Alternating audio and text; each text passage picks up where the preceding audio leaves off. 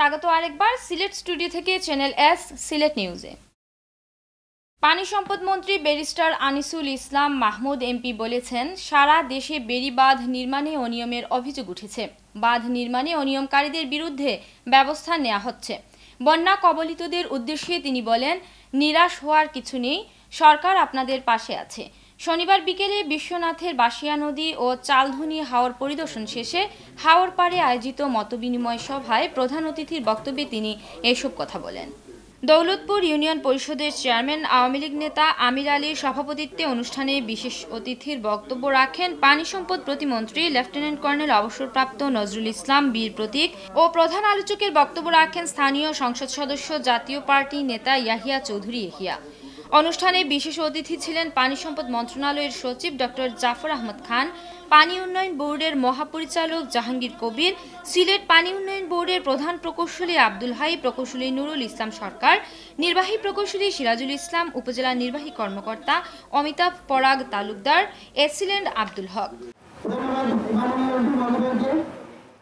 Sylhet city কর্পোরেশনের mayor Ariful Haque Chowdhury বলেছেন, সিলেট ভূমিকম্প প্রবণ জোনে অবস্থিত, তাই ভবন নির্মাণের ক্ষেত্রে বিল্ডিং কোডের বিষয়টি মাথায় রাখতে হবে। বিল্ডিং কোড মেনে সবাইকে ভবন নির্মাণের জন্য তিনি আহ্বান জানান। আবাসন প্রকল্প হোলি আরবান প্রপার্টিজ প্রাইভেট লিমিটেডের কার্যক্রমের উদ্বোধনী অনুষ্ঠানে মেয়র আরিফ বলেন, আবাসন শিল্পের ব্যবসায়ীদের বাণিজ্যিক চিন্তাভাবনার পাশাপাশি স্বল্প আয়ের লোকেরা যাতে ফ্ল্যাট কিনতে পারে সে বিষয়টি উদ্যোক্তাদের মাথায় রাখতে হবে। শনিবার সিলেট নগরীর আমানুল্লাহ কনভেনশন সেন্টারে প্রকল্পের বর্ণাঢ্য উদ্বোধনী অনুষ্ঠানে প্রপার্টির বিভিন্ন দিক ও স্থাপত্যশৈলীর নমুনা গ্রাহকদের মাঝে তুলে ধরা হয়।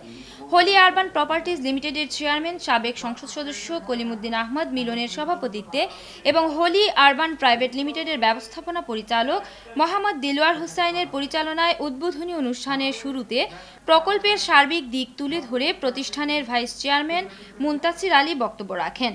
অতিথি হিসেবে বক্তব্য রাখেন সাবেক সংসদ সদস্য দিলওয়ার হোসেন সেলিম, জেলা আওয়ামী লীগের সাবেক সভাপতি আনম শফিকুল হক, সিলেট মেট্রোপলিটন চেম্বার অব কমার্সের সভাপতি হাসিন আহমদ, সিলেট মহানগর বিএনপির সভাপতি নাসিম হোসেন, মুরারি চাঁদ কলেজের উপাধ্যক্ষ হায়াতুল ইসলাম আখুনজি, বাংলাদেশ ক্রিকেট বোর্ডের পরিচালক ও Sylhet apartment and real estate গ্রুপের সভাপতি শফিউল আলম চৌধুরী নাদেল। অনেক বেশি চমৎকারভাবে আপনাদের কাছে বর্তমানে প্রায় স্থবির আমাদের বিভিন্ন প্রপার্টিজ ব্যবসা, ফ্ল্যাট ব্যবসা, এরকম একটা কঠিন সময়ে আমরা এই সমস্ত নেতিবাচক দিকগুলা বিবেচনা পর্যালোচনা করে এই প্রকল্প গ্রহণ করা হচ্ছে। এই প্রকল্পের মূল ভিশন হচ্ছে আমাদের সীমিত সামর্থ্যের মধ্যেও যাতে আমরা ফ্ল্যাট কিনতে পারি। কোয়ালিটি এবং কমিটমেন্ট বিগত দিনের মতোই আমরা বিগত দিনে যেভাবে আমাদের প্রজেক্টগুলোতে কোয়ালিটি এবং কমিটমেন্টের মধ্য দিয়ে গ্রাহক সেবা নিশ্চিত করেছি, আগামী দিনেও এই দুটি বিষয়কে আমরা সামনে রেখে আমরা গ্রাহক সেবা ইনশাআল্লাহ নিশ্চিত করব।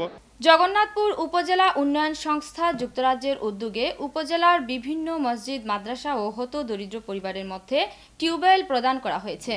উপজেলার একটি পৌরসভা ও ৮টি ইউনিয়নের 9টি টিউবওয়েল বিতরণ করা হয়। বৃহস্পতিবার হরিহরপুর দারুসসুন্নাহ মহিলা টাইটেল মাদ্রাসায় নির্মিত টিউবওয়েলের আনুষ্ঠানিক উদ্বোধন করেন সংগঠনের নেতৃবৃন্দ। পরে সংগঠনের নেতৃবৃন্দ চিলাউড়া দারুসসুন্নাহ হাফিজিয়া আলিম মাদ্রাসা, বালিকান্দি উত্তরবাড়ি মসজিদ, রমাপতিপুর জামে মসজিদ, কুবাসপুর দাখিল মাদ্রাসা, হবিবপুর ও বুধরাইল গ্রামে হত দরিদ্র পরিবার, দাসনোয়াগাঁও মুক্তিযোদ্ধা পরিবারের মধ্যে টিউবওয়েল বিতরণী কার্যক্রম পরিদর্শন করেন। এ সময় জগন্নাথপুর উপজেলা উন্নয়ন সংস্থা যুগ্ম সাধারণ সম্পাদক শুয়েব আহমদ, কোষাধ্যক্ষ সুমন আহমদ, চিলাউড়া মাদ্রাসার অধ্যক্ষ তাজুল ইসলাম, হরিহরপুর মাদ্রাসার সুপার মাওলানা সাইদুর রহমান, ঠিকাদার আব্দুল বশির উপস্থিত ছিলেন। জগন্নাথপুর উপজেলা উন্নয়ন সংস্থা যুগ্ম সাধারণ সম্পাদক শুয়েব আহমদ ও কোষাধ্যক্ষ সুমন আহমদ জানান, জগন্নাথপুর উপজেলা উন্নয়ন সংস্থা যুক্তরাজ্যের উদ্যোগে প্রতি বছর জগন্নাথপুর উপজেলায় বিভিন্ন মসজিদ, মাদ্রাসা, এতিমখানা ও হত দরিদ্র পরিবারের সহায়তা প্রদান করা হয়ে থাকে, যার ধারাবাহিকতায় সম্প্রতি 9টি টিউবওয়েল সংস্থার পক্ষ থেকে প্রদান করা হয়। এ ধরনের কার্যক্রম অব্যাহত থাকবে বলেও জানান তারা। বিয়ানীবাজারে কর্মরত প্রিন্ট ও ইলেকট্রনিক মিডিয়ার সাংবাদিকদের সাথে মত বিনিময় সভা করেছেন বিয়ানীবাজার ওয়েলফেয়ার ট্রাস্ট ইউকের নেতারা। শুক্রবার সন্ধ্যায় পৌর শহরের একটি অভিজাত রেস্টুরেন্টের কনফারেন্স রুমে এই মতবিনিময় সভা অনুষ্ঠিত হয়। মতবিনিময় সভায় সংগঠনের সাধারণ সম্পাদক মোহাম্মদ দেলোয়ার হোসেন সংগঠনের বিভিন্ন কর্মকাণ্ড সম্পর্কে সাংবাদিকদের অবহিত করে তাদের সহযোগিতা চান। এ সময় দেলোয়ার হোসেন বলেন, বিয়ানীবাজার ওয়েলফেয়ার ট্রাস্ট বিয়ানীবাজার উপজেলা অসহায় ও গরিব মানুষের কল্যাণে কাজ করে যাচ্ছে। গৃহ নির্মাণ, চিকিৎসা, শিক্ষাসহ সমাজ উন্নয়নে ট্রাস্টের সকল সদস্যবৃন্দ নিজস্ব দায়বদ্ধতা থেকে একসাথে কাজ করে যাচ্ছেন। তিনি বলেন, বিয়ানীবাজার ওয়েলফেয়ার ট্রাস্ট নতুন নতুন প্রজেক্ট নিয়ে এলাকার মানুষের কল্যাণে কাজ করতে নানা পরিকল্পনা করছে। বিয়ানীবাজারে ডায়াবেটিস ও হৃদরোগ হাসপাতাল প্রতিষ্ঠা করারও পরিকল্পনা তাদের রয়েছে বলে তিনি জানান।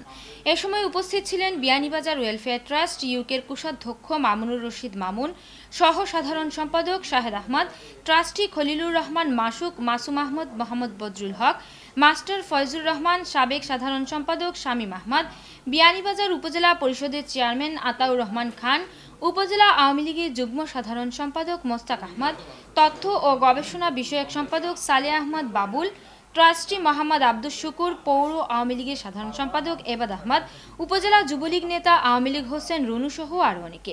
এদিকে শনিবার দুপুরে বিয়ানীবাজার উপজেলার মুল্লাপুর ইউনিয়নের মাটিকাটা গ্রামে বিয়ানীবাজার ওয়েলফেয়ার ট্রাস্টের অর্থায়নে নির্মিত একটি ঘর কুনুমিয়াকে হস্তান্তর করেছেন ট্রাস্টের নেতৃবৃন্দ।